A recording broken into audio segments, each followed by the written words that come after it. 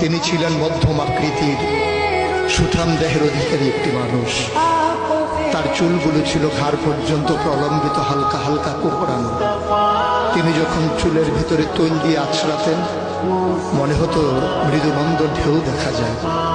তার কপাল ছিল চওড়া, ভ্রুগুলো ছিল জোড়া ভ্রু, ধনুকের মতো বাঁকা।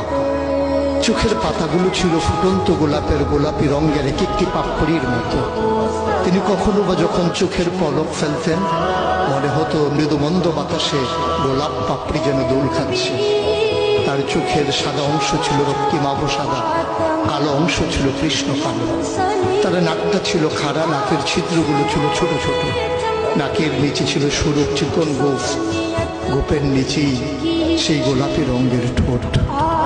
তার ঠোঁটগুলো যখন কখনো বা মুচকে হাসত, গোটা পৃথিবীর মানুষ অবাক বিস্ময়ে দেখত গোটা পৃথিবীতে যেন বিজলি চমকিয়েছে। তিনি কখনো বা যখন এই রাস্তা দিয়ে হেঁটে যেতেন, 1 মাস পরেও কখনো যখন সাহাবা হাঁটতেন, তার গায়ের জান্নাতি গন্ধ তারা পেতেন।